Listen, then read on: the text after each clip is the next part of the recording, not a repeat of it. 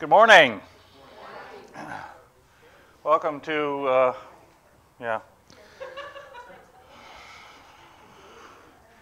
welcome to church. How's that? We'll do that. It's not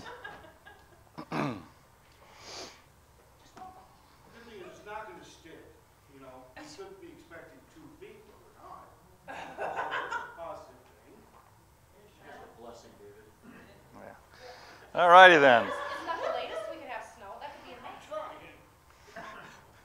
You are trying.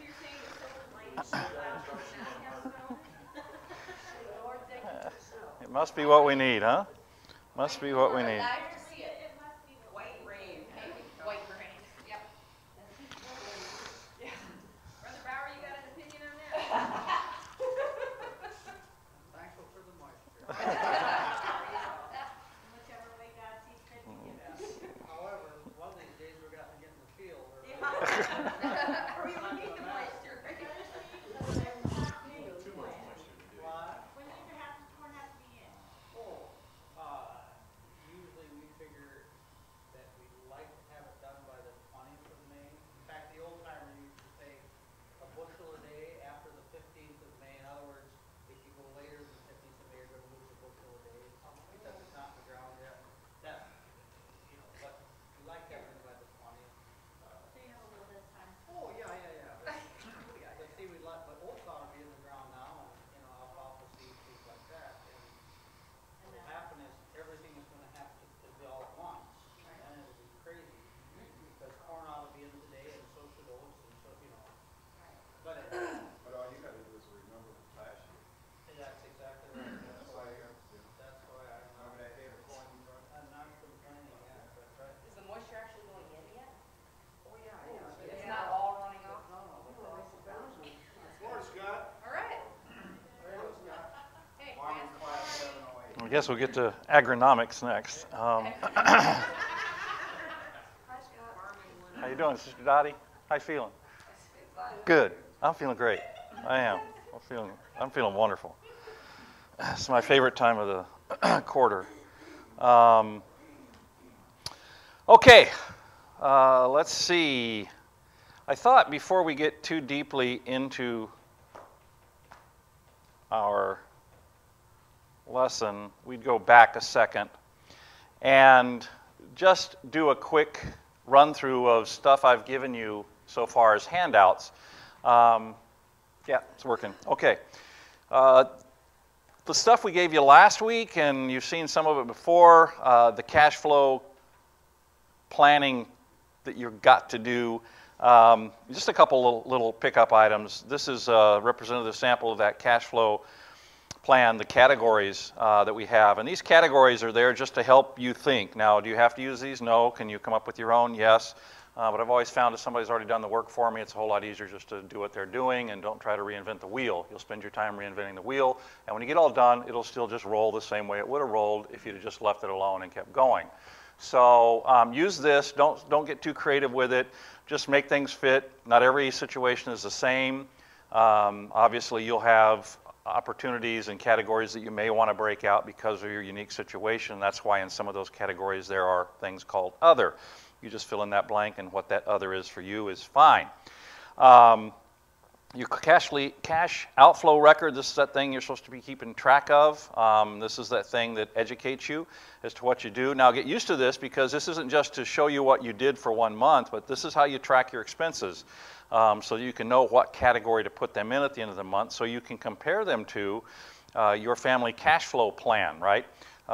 So also on the family cash flow plan, you'll notice up on the left-hand side there next to the budgeted total is a goal. Now that goal is just kind of an averages, and so, you know, maybe some of you are average, but most of you aren't. You all are unique, you're different.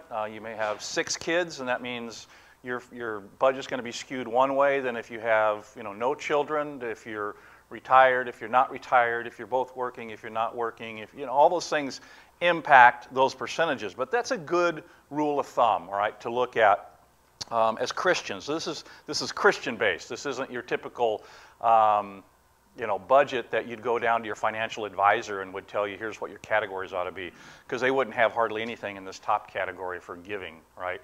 wouldn't be a big deal to them. And yet they'd be telling you, you know, work on your, you don't have any debt. How come you don't have any debt? You're going to screw up your FICO score. And so they'd be wanting you to have some debt so you could have a good FICO score, which just blows me away. I want to go and get in debt so I can have a high score. Who cares what your score is? You don't want a score. You don't want a score that says 0. Okay, that means I'm not in love with debt. So those numbers up there are for you to budget on the left, and then at the end of the month you record what actually happened on the right, and you kind of calculate and see how I'm doing, et cetera, et cetera. Now the goal of this budget, this is called, and we didn't get into this much, but this is called a zero-based budget. Okay, idea of a zero-based budget is the end of the month you have 0. Okay, and your goal isn't to spend all of your money. Don't get confused here. Okay. The goal is not to spend all of your money, it's simply to tell all of your money where you're going to put it, okay? That's your goal. You don't want to have any dollars left that you have not told what to do at the end of your month, okay? At the beginning of the month, you should be already working on, and that's the stuff we handed you out, is to start working on your May cash flow plan, if you hate the word budget, okay? Start working on your May cash flow plan. So you see total outflow, right? This is everything that goes out. Okay, here's your take-home pay. Okay, those two numbers should equal in our simpleton's family address here, whatever they are. Your difference got to be 0. So when these two numbers don't equal 0, one of two things is happening. It means I've either got not enough take-home pay to cover my outflow, which means I've got to adjust something up there, or I've got more take-home pay than I have outflow, and so I need to adjust something up there. But the where in that case is usually going to be in the savings area, right? It's going to be in the savings area. So that's what those documents are for. Again, every situation is different. But you will see as we go through the importance of staying religiously ardent about this process. So today's lesson, start an emergency fund fast, okay? So our key concept today as we move forward is to walk before we run, okay? Now, I know it would be nice if we could take all those years of debt, you know, that we've been building up and snap our fingers and make them all go away. It'd be nice if all your financial troubles were gone and everything was in balance and you had a nice savings account, a nice retirement, college was taken care of, et cetera. It'd be nice if we could snap our fingers, wish it to be so, and it was. But that's not reality. It's not the world we live in. So the caution that we want to share with you this morning is like that person who was wanting to lose 100 pounds and get back in cardio shape and tone their muscles. You would not run into the gym, okay, and lift all the weights you could in the heaviest weight category you could for every one of your muscle groups and then go run 6 miles and then do a cardio workout. You wouldn't do all those in the same day. You might not live to the end of that day if you tried. And if you did, you certainly wouldn't feel very good the second day, if you've ever been down that path before, right? So similarly, we don't do the same thing when we jump into our financial plan. We don't try to fix it all at once, okay? You just can't. It's not possible. Some of you are kind of broken in every area, and that's not unusual, so this isn't a feel-bad thing. When we kind of recognize the problem and we see, hey, we got a lot to fix, it's sometimes overwhelming. But don't get overwhelmed. It's that one step at a time concept, and that's what we want to think about. But this should be your financial mantra, right, as we move forward. Just as you think about finances. I'm responsible for where I am financially. I'm responsible for making it better. Okay, it's not your boss, your government, your church, your friend, your parent, your kid, your spouse, your ex, your whatever. It's up to me. Okay, it's that old saying, if it's going to be, then it's up to me. Now, this doesn't remove us from our relationship with God. Okay, remember, this is all in the context that we've all set the foundation before we ever got to this lesson. So don't make me go over that stuff over and over again, right? It's in the context of our understanding of a right relationship with God. But he expects us to do our part, and this is the part of our part that we have to do. Now, financial myth, right? Financial myth. We know that a thing is not true simply because lots of people say it, okay? And this is a big financial myth. Debt's a tool used to create prosperity. We talked about this last week, and I've got them all listed there, just a nice, concise order for you again, right? Cash advance loans, payday loans are great things to help low-income folks and help cover emergencies. The truth is they're rip-off predatory lenders who take advantage of folks in distress. Car payments are a way of life, right? You'll always have one, right? We know that. That's what we grew up hearing. But avoiding car payments and all other kinds of debt is the way to build wealth. The other myth we talked about, buying a car at 0% interest is a good deal.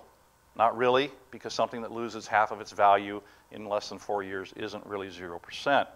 And finally, on cars, since that was the second most major purchase most of us make in our lives, leasing is a smart and sophisticated way to get a car, and that it has tax advantages. And what do we say?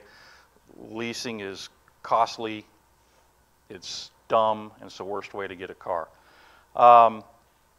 So debt now, remember, is this. It's what happens when we obtain the I want it's before we can afford them. And as we go, I'm trying to move faster than my slides are letting me move. Go, go, go, go.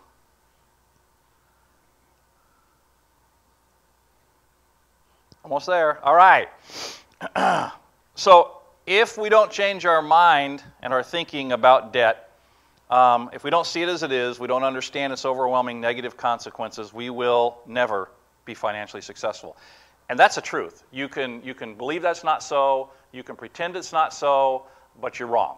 Okay? It's kind of like the people who look at the Bible and go, I was looking at something yesterday about people who believe that we believe the Bible simply because the Bible says it's God's Word. They say, how do you know God's Word is true? Because the Bible says so. How do you know to believe the Bible? Because the Bible says that it's the infallible Word of God. And they are using that as a circular reasoning objection to why we shouldn't believe the Bible. But what they have removed from that, of course, is a thing we know, is a person with an experience, okay, is not at the mercy of a person with an opinion. Okay, so we don't believe the Bible simply because it says it's the Bible.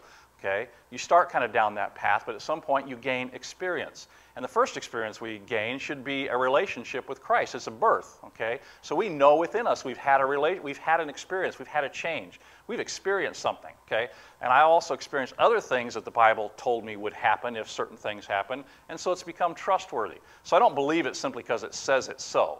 Okay, but that still does make it so, whether I believe it or not.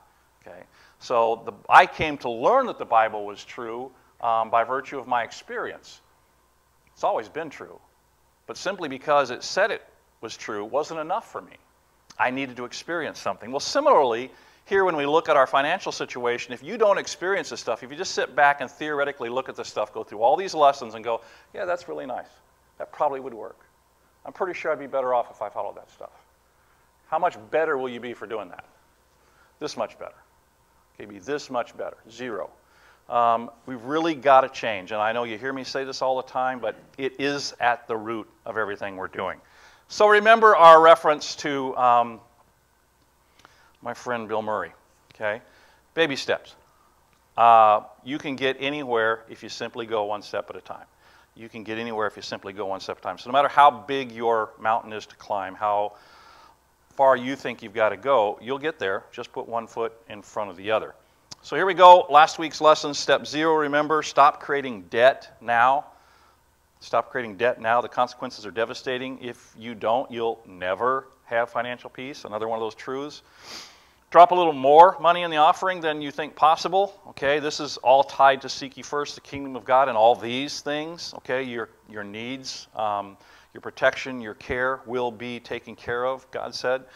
And if you leave him out of your plans, again, you'll never have financial peace because what do we know? Our heart and our money are directly connected. So if we leave God out of that equation, that's why people keep chasing a bigger checkbook. It's why people keep chasing a bigger salary. It's why, because they're trying to find peace in something that can't offer them peace, right? So we know, however, there's a direct connection to our finances and God, and if we don't get those in balance and understand that we're just stewards of what he gives us, we'll never have financial peace. We'll always be striving to fill that void with something that will not satisfy. Finally, tell your money where to go every month, or it will just leave. It will go where it wants to go. without a written cash flow plan, that is a budget, you'll never reach your true financial peace. Now here they are before you again, 7 baby steps to financial peace, all right? So now that we've got the prerequisites done, these are the 7. Okay, start an emergency fund, pay off our non-mortgage debt, finish emergency fund, invest for retirement, prepare for college, pay off the mortgage, build wealth, and give. So one more time, if I've not made this point enough, I wanted to make it one more time. Don't dilute your efforts. It's a natural thing to say, I need to fix all these problems again, right? I'm in debt, I don't have any savings, I've got no retirement, haven't done anything for college, so I'll put $5 a month towards college, and I'll put $10 a month towards retirement, and I'll put $7.50 towards savings, and I'm going to pay an extra $20 on my MasterCard bill. Okay, now I'm solving all my problems, right? How long do you think that'll take? You'll be dead before that'll all be taken care of, literally. You'll just be gone. You'll be out of here, you'll be dust, it won't matter anymore, okay? You'll not get there, the reality is. With that process, with diluting your efforts and your effectiveness, you will not win. So the key to this plan is one step and one step only at a time. It's tempting to do more than one step, and it's against our what we've been told. Okay, it's like, because I'm going to tell you some things. If you're in debt, at some moment here in the not too distant future, I'm going to tell you to quit contributing to your retirement plan. That doesn't feel real comfortable, okay, at all, okay? But the numbers work. The numbers work. Because your retirement plan may be making 8 to 9% interest, and your credit cards are charging you 12, 13, 14, 15, 18, 20, 22, 27, 28, 29% interest. Numbers work. Okay? The numbers work. You've got to get out of debt first. And you've got to take every dollar you got to do that with. All right, move on. Let's start an emergency fund, right? So, what do we know? What do we know in life? There will be emergencies. Things always happen. Yeah. It rains and rains and rains, and the consequences are affecting all of us. Financially speaking, it is going to rain. Okay? Financially speaking, it is going to rain.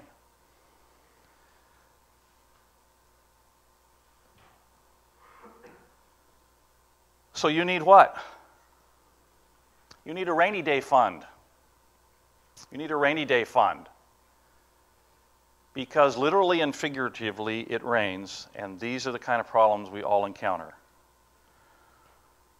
Do you remember the prodigal son? I thought this was interesting. Do you remember his financial plan?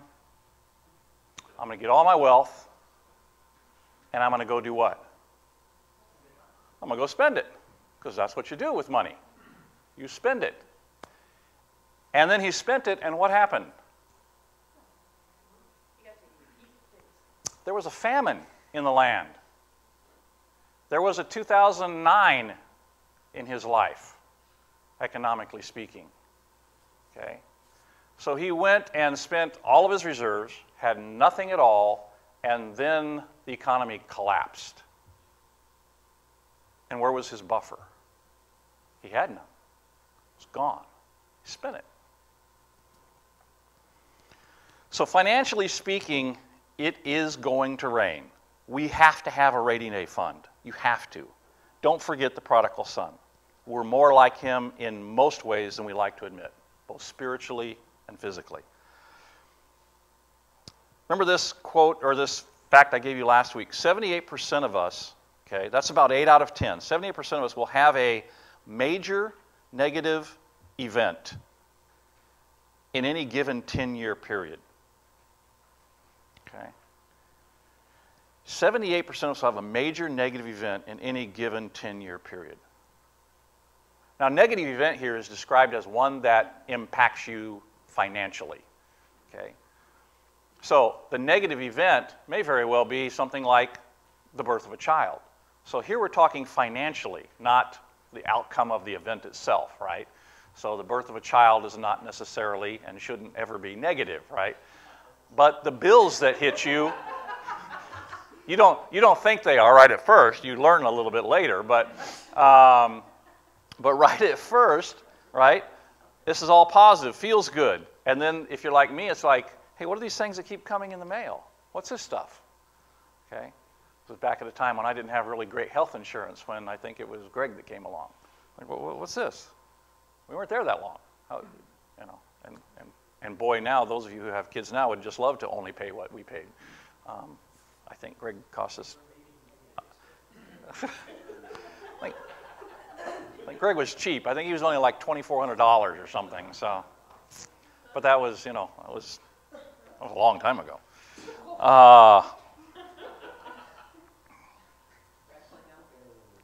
So 8 out of 10 of us, major event in any given period. It's going to cost you lots of money, and you need to be ready for it. It's going to happen. You're going to lose your job. Now let's think of the real negative events that also have financial consequences.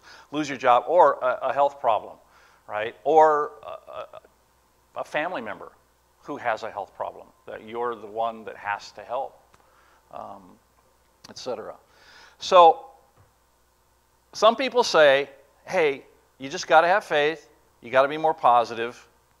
Okay, and then I look out the window, right? And I say, I do have faith. I am positive. It will rain. It will. Okay? And if you don't believe so, go over and look at John, the 16th chapter, verse 33. If you don't believe that one, go over to Matthew 5:45. Okay? Those are pretty self-evident scriptures where we're told what? Do you remember either one of those verses? Yeah, one of them is, in this world you will have tribulation. You'll have problems. That includes your money, okay? All sorts of problems. You will, okay? Not a you might, okay? It's just the statisticians have told us that it seems to occur about once every 10 years, all right, statistically speaking. Okay? We have a little different world perspective than they do, but nonetheless, they've kind of figured out that it's about once every 10 years you get one of these events that comes through your life. Now, that means some of you haven't had one in 12 years, and some of you had 3 in 10 years, right? And you know that. But the other verse, you know what it says? What's that?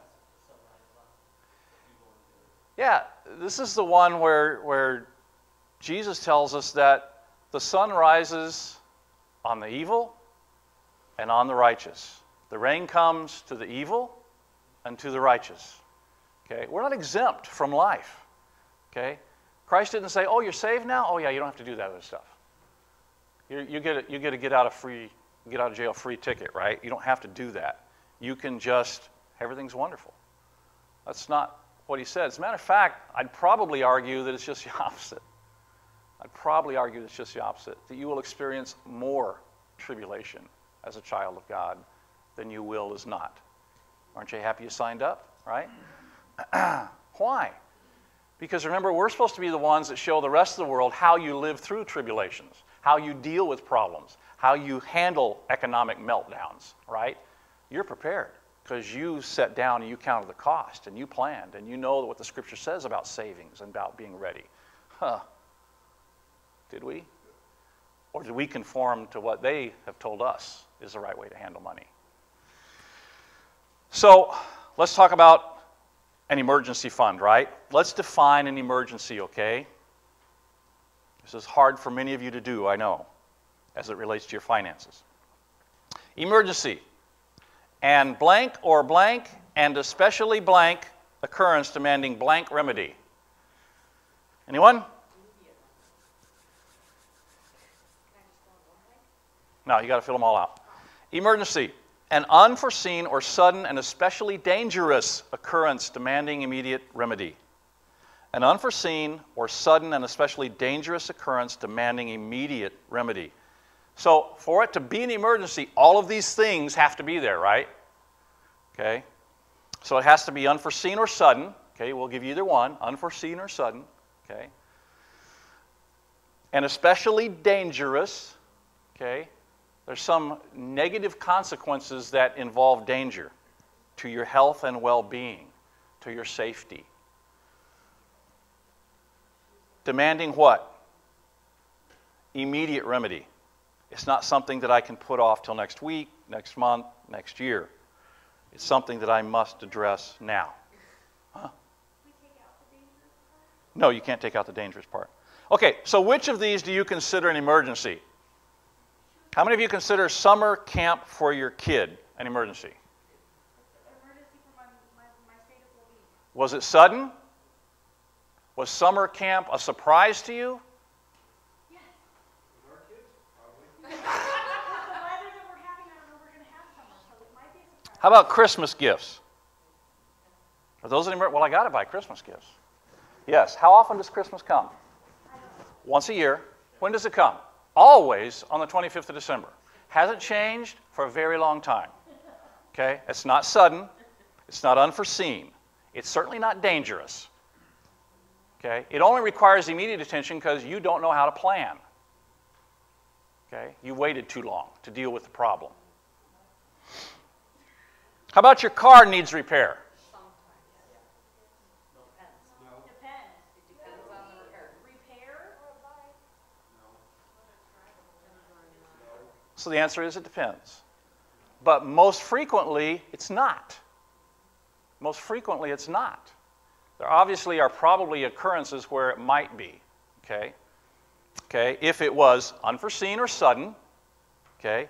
And what does that mean? That means it wasn't normal routine and repair. Now, what do you know about things that are mechanical? They break. They wear out. So what should you be doing? Preparing for that eventuality. Okay? Preparing for that eventuality. Now, I know it's easier said than done, but it's not an emergency, is my point. Okay? Baby needs medicine. Well, that depends too. I have seen mothers who run to the emergency room at the drop of a hat. I have no business being in the emergency room. Okay? I think we've really gotten our head kind of screwed on incorrectly about what's an emergency and what's not, even in rearing children. Okay? I never went to the emergency room when I was a kid. Okay? You just didn't go unless there was something falling off. Okay? Something burst open and you're just bleeding all over the street. You just didn't go. Okay? Now, the school requires if they're out of school for 3 days, you have to have a doctor's note. Okay. The doctor won't give you a note unless you make an appointment, go pay money for them to stay. You can- That's Okay? You can. very irritating. That's not the emergency room. Oh, I know, it's really irritating. You don't have to pay money for them to tell you what you already knew. I know. He's throwing up, yes, I know he's sick. Give me a note. You need a better doctor. One you have a good relationship with, say, Doc, write me another note. That's what I do. That's not a good doctor. They'll write you a note without even looking at you. See? There you go. That's the kind of doctor you need for that problem. So, does your baby need medicine? The baby might need medicine. What is the medicine? Was it prescribed? Is it for an emergency? Is it sudden? Is it dangerous? You know? And again, we picked a couple of these just to kind of bring it to the surface that not every time, we kind of have hot triggers. We have little buttons, right? Oh, my baby needs medicine. Well, that's an emergency because it's my baby. And not necessarily. Okay? Don't assume. Don't jump to the assumption that just because it is that I'm going to go grab my emergency fund money. Again, how often does a baby get sick? Kind of routinely. That's what they do when they're fighting off bacteria and learning how to cope with the world around them. Okay? That's not a surprise. That's what happens. So put a few dollars aside every month for a little bit of money. Or a little bit of money aside every month for a little bit of medicine that may be needed. Vacation. I know it may feel like it, but it's not an emergency. Okay? It should be planned. We're not saying don't take a vacation, but it's not something that we go grab and rob the emergency fund for. Kid needs a new pair of shoes. No, kids are always going to need a new pair of shoes. Should be part of the budget, part of the plan. Uniform for Junior to play ball. No. When might this become an emergency, at least in our minds? When Junior decides at the last minute he just can't live without playing ball. And your answer is, hey, I looked at the budget. No. No. I know it's hard as a parent. No. Watch. No. No. No. Just practice it in front of the mirror. Watch yourself. No. Sorry, baby, it's time to do it. Blame me? I don't care. Fuel to heat your house. Not an emergency. Just love a little closer. Okay? You knew the winter was coming. You knew you have to buy fuel for your heat to heat your house. This wasn't sudden. Okay? It wasn't unforeseen. Could be dangerous. But it wasn't circumstances beyond your control that put you there. A new cell phone that just got released. No. Watch. No. No. What about something that's unforeseen that isn't dangerous? Depends. Depends. That happens all. Yeah, unforeseen and sudden, but immediate remedy. So just think about that. Immediate remedy is equally important. We'll talk about some things here in a minute, so maybe it'll come to surface a little bit more about what they are. Yeah, so immediate is like now. Okay. So the cash flow plan, the budget you are building for next month, must tell all of your excess money, no matter how much or little it is. I know you think you don't have any, but you probably do. And it only could be $1.50, but it's still excess. It should be telling that money to be saved for your emergency fund, all right? So when you do your budget that we just talked about, and you say, hey, I'm going to forget about savings for a minute. I'm just going to do all of my absolutely essential need to do things, all right? And then I get down and go, hey, I've got $25 left. All right, you've just determined what goes into your emergency fund. Okay, well, you've just determined what's going into your finances category that says savings, emergency fund. Okay, but how much? How much do I save right now? Okay, there's two categories, and it kind of depends on how much money you make. Because the emergency for one group of people is a little different than the emergency for a different group of people, right? Okay. Also, it's a little more difficult for one income group to make a certain amount of money than it is for a different income group to raise a different amount of money. And so as you do that, and just think about the practical side of that. If I own a larger house, it's likely going to be a larger something kind of bill that happens that was unexpected, unforeseen, and dangerous, right, than if I own a smaller home. So it's just these kind of two things go hand in hand. So here's the numbers. So if your household income is less than $24,000 a year, you should save $500. You should have $500 sitting aside in the emergency fund. If your household income is more than $24,000 a year, you should have $1,000 sitting aside in an emergency fund. So this is a blank emergency fund amount, right? It's a blank. You know what that word is? Yeah, starting. Minimum works, because that's where we're going to start, and we're going to grow from here as we go down the road a little bit. But this is a starter fund, okay? This is not going to cover everything, okay? This is not going to cover everything. If you were looking at baby steps, you notice that step 3, we're going to come back to this subject, okay? And we're going to help you build this amount up even higher, okay? But right now, what do you have to do? You've got to find a way to put aside some money, set it in an account for an emergency. Now, let's go to this next step a minute here. But you said blank is the biggest evil we face, so why is an emergency fund first? Why do you think an emergency fund is first? What's that first blank there? But you said blank. Yeah, we've been saying all along that debt is the biggest evil we face, right? So why is an emergency fund first? Ideas, thoughts? Because you run into these emergencies and then you go into debt to pay for the emergency. Yeah, exactly. Because when we get one of these emergencies, our very first reaction is to go, I don't have any money, so therefore I must charge it, right? We charge it, we go deeper in debt. So the purpose of this emergency fund, of this level of emergency fund, is just to break that cycle. It's to stop us from going to that credit card every time we need something, okay?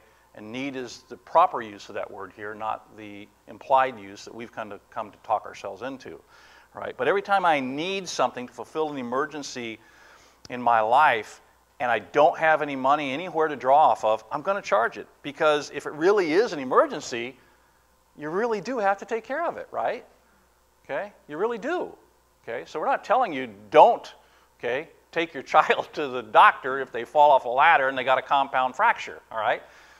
We take them to the emergency room, okay? We do that because it's necessary. But if I've not planned for that eventuality, because remember, it will rain, these events will occur in your life, okay? So I need something to plan for them. You don't know what they're going to be. You don't know when they're going to happen. You don't know what their magnitude is going to be, but you do know this. They're coming, okay? They will happen. That's part of life, okay? But you must, I must break the cycle of credit card debt, okay? We must break the cycle of credit card debt.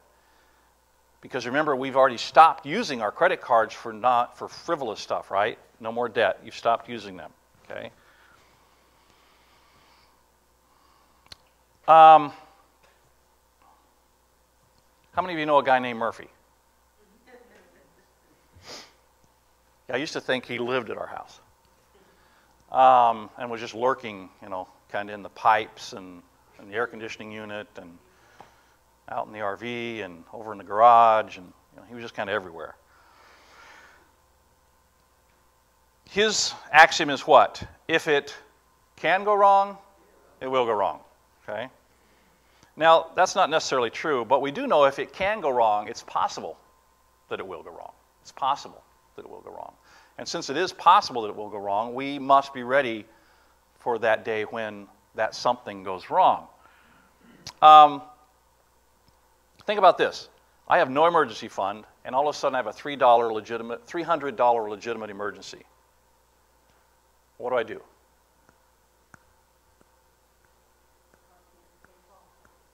Yeah, I take money from somewhere else and pay for it. But now let's say it's the very end of my month, and I've already spent all my money to Peter. There is no Peter to rob. I do about the only thing there is left to do. I go in debt, okay? It's a natural reaction to just pull out the debit card. Instead of saying, when they say debit or credit, I just say credit, okay? Because there's no account to debit anything out of. So let's assume that I don't have an emergency fund and I jump into paying off my debt. So now I've paid all those same bills, right? I've paid out an extra $300 on my MasterCard, and I have an emergency. What am I going to do? I'm going to pull the MasterCard right back out again, and I'm going to say, charge it. Now I get my statement for the next month, and how do I feel about things at this moment in time? Like I didn't get anywhere. I didn't get anywhere. I'm trying to pay down my debt, and my debt's the same as it was in April as it was in March. There's no progress at all. And trust me, if you don't feel like you're making progress, what will you do? You will quit. You will stop. You will say there's no point, there is no hope, there is no reason for continuing down this path. So your emergency fund does a number of things for you. If you have that, and you have that $300 emergency, and you use your fund, you're going to be able to continue on with your budget. You're going to be able to dip into that amount, go pay it, and you're going to get done at the end of the month, and you're going to say, all right, we got this far. Okay, we had an emergency. We're going to refund that account. Okay? But at least my debt didn't go backwards. Okay? It moved forward like it planned, and now it's going to be on a little hiatus. Maybe I'm only going to pay my minimum payment this month, but I'm better off than I was because I prepared for what's going to happen. It's 100% certainty that you're going to have emergencies. It's not 78% certainty that you're going to have an emergency. That just says there's an 8 out of 10 chance in the next 10 years you're going to have a major negative event. With $1,000 or $500, we're not talking about major events. We're talking about that little stuff that constantly comes up, right? It's just you didn't plan for. All of a sudden, it's dangerous. It has to be fixed immediately. So when you do that and do it right, you go, wow, we covered that little bump in the road. We're still solid at the end of the month. We didn't go backwards in debt. All right, let's keep moving. We made some progress. It's about how you feel as much as it is the numbers. So you're going to look at some of the things that we're going to ask you to do as you move forward. You're going to go, well, 6 of one, half dozen the other. Maybe numerically that's true. But remember what we said about getting ahead financially. It's 20% head and 80% behavior. 80% behavior, all right? So think about exercise. This is my example that I thought of that I thought made sense to me anyways.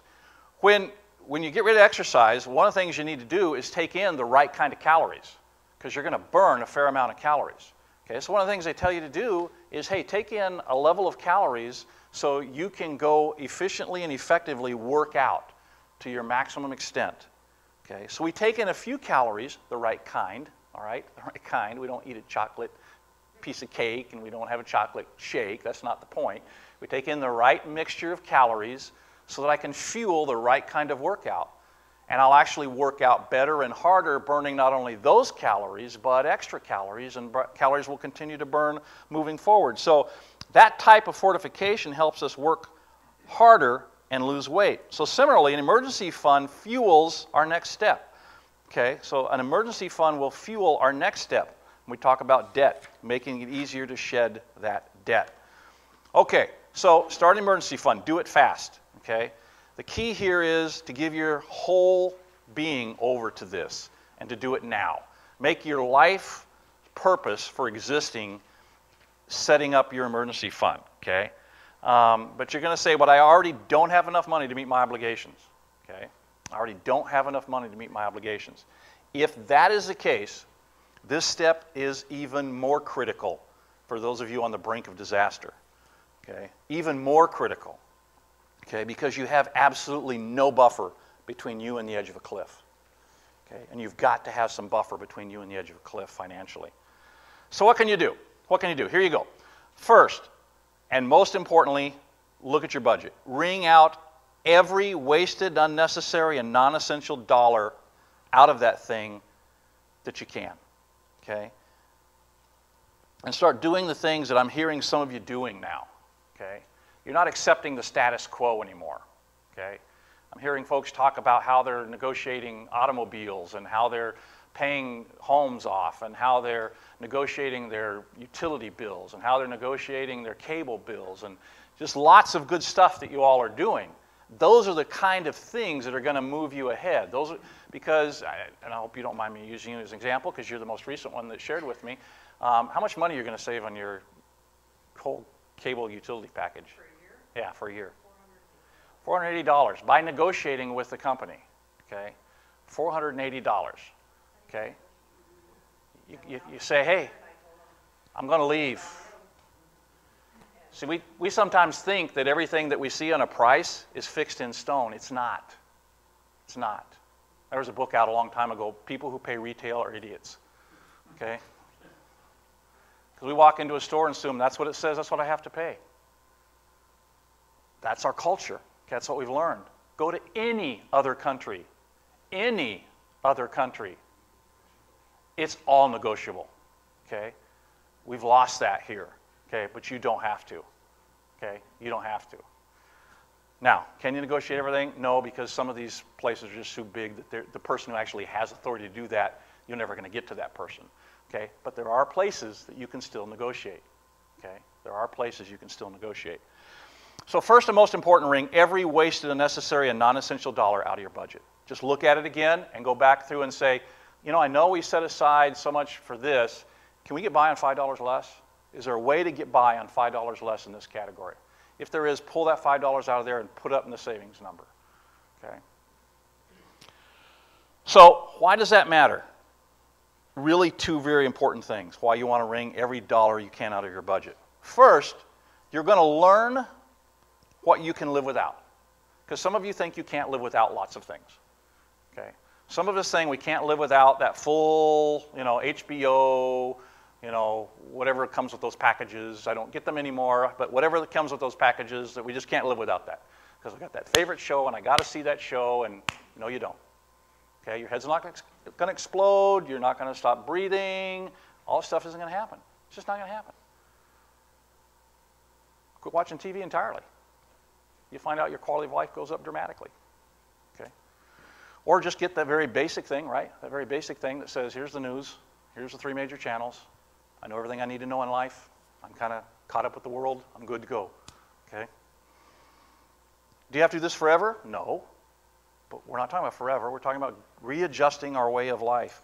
Remember, resetting our spending habits, resetting our spending habits. So why we want to wring every dollar out of that is because you want to learn what you can live without, but also you're freeing up money for the next step, okay? So instead of paying that $480 to whatever the company is, Charter, Reedsburg, whoever it is, I'm going to put that $480 in my savings account.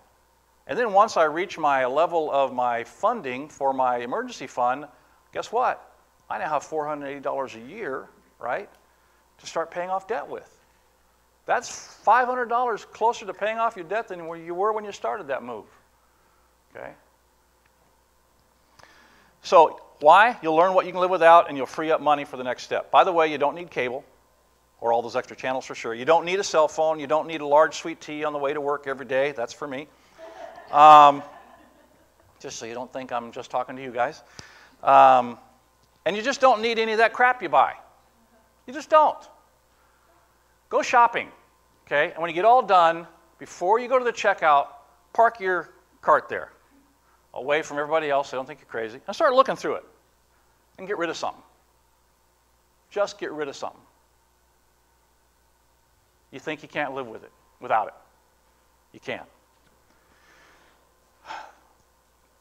So remember these two ingredients. Oh, I forgot the other stuff. But it's going to take this, focus and intensity. So that's down there. But try these things. Sell something you already have and you don't need. Hint, look in your garage or basement. Work extra hours. Simple enough if you're paid by the hour. Ask to work some more. Okay?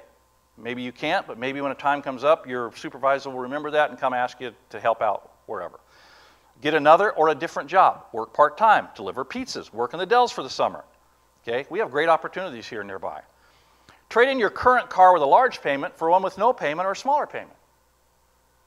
We don't think about that. Trade down. There's nothing wrong with trading down. Remember the car's purpose? Get you from point A to point B. Okay? That's it. Reliably, point A to point B. Doesn't have to be pretty. Doesn't have to be the latest model. Point A to point B. Have a garage sale. Ask for a raise. Live on top ramen and pinto beans for a month, 2 or 3. Okay? Eat less at each meal. Stop preparing so much food for dinner. Stretch it out further. Okay? Yeah, I just...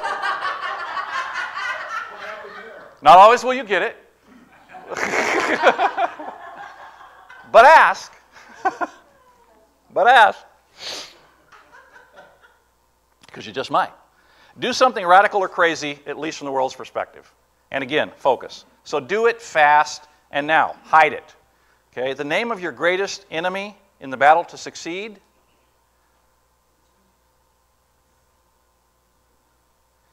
Yeah, insert your name here. You're it. Remember, you're trying to modify behavior. You are your biggest roadblock to success. You're not intending to be that, but remember, you've been trained for years to believe certain things, to operate a certain way. That's just what you do. It's just how you do it, right? Okay? Sorry. Yeah, I skipped around a little bit there. So protect your emergency fund like it was a priceless heirloom, okay? Put it in its own bank account, not tied to another account, not tied to a debit card, not as overdraft protection. Put it in its own account, okay? Now, that's actually the second choice. We'll talk about the first choice here in a minute. But it's blank an investment, it's blank. It's not an investment, it's insurance. Some of you just feel like every dollar I put in the bank I have to earn something on. No, you don't. Okay, because this money isn't an investment. This is your emergency fund. This is the money you need to be able to get to and pay something that is sudden, unforeseen, immediately response is needed, and it has some focus of danger to my health or safety or that of my family. So it should not be tied to an account where you can just transfer it. Right. Yeah, because if it's tied to another account where you can transfer it, what are you going to do when I'm a little low on the other account? Well, I haven't had an emergency in a while. I'll just go I only need $50, and all of a sudden it's now $450. And then, well, I only need $25. Well, now it's, you see the pattern we're starting? Okay. I have a note here. Put it where it's not easy to get to, where it's not easily accessible. And here's my teaching note. If you don't know what to do with your money, give it to me. I will help you. Really? Yeah. Because this is a critical step. This really sets the tone for everything else you do, okay? It really does. So put it where it's not easy to get, where it's not easily accessible, okay? It's not an investment. It's insurance. It doesn't need to earn interest. So finally, keep it liquid. Keep it liquid. Now, we know we just said put it in a bank account. Ideally, remember, we still have to get to this, but it's not a certificate of deposit. It's not mutual funds. It's not stocks. It's not bonds. It's not in your 401k, okay? Not an investment. It's insurance, remember, okay? If you have the willpower and the discipline not to spend it, keep it in cash, okay? If you have the willpower and the discipline not to spend it, keep it in cash. Okay? That's a decision you have to make. Ultimately, you'll gain more willpower as you start to see the plan work. But if right now you don't have it, put it away, make it difficult to get to. I read an account of a gal who didn't want to put it in a bank because she was afraid that she might not be able to get to it during certain times of day, so she got to her $1,000, she took 10 $100 bills, she pressed them between two plates of glass, she put them in a frame, she mounted them in her closet behind all of her clothes, and it said on the front of it, break only in case of emergency, okay?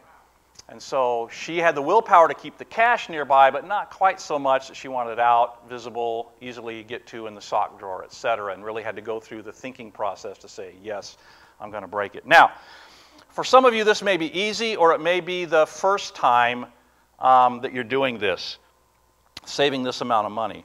And I don't care if you're 15 or you're 55, you should start this process. And if you're 15, God bless you, you're going to be way ahead of the rest of us if you will follow through with this.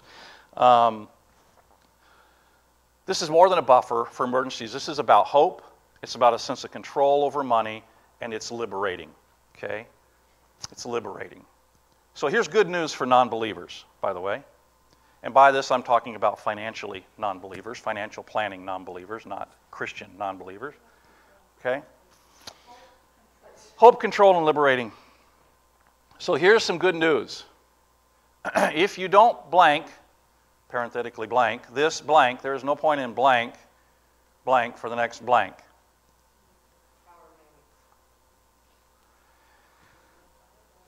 If you don't start or accomplish this step now, there is no point in attending class for the next 7 weeks. Take the next 7 weeks off. Don't waste your time here. Just be real honest with you. Because if you're not going to do this, you're not going to do the rest of this. You just won't.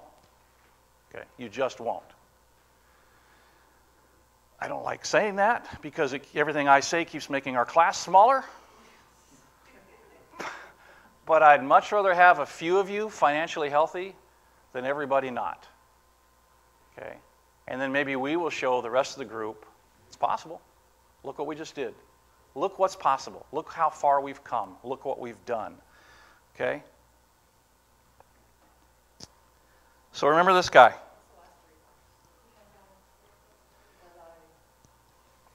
So instead, you folks, just pull your head out and say out loud, I choose to fail financially. Okay? It's going to rain, so start an emergency fund. Do it fast, hide it, keep it liquid. By the way, remember what I always say, if you have not tried this, then all you have is an opinion.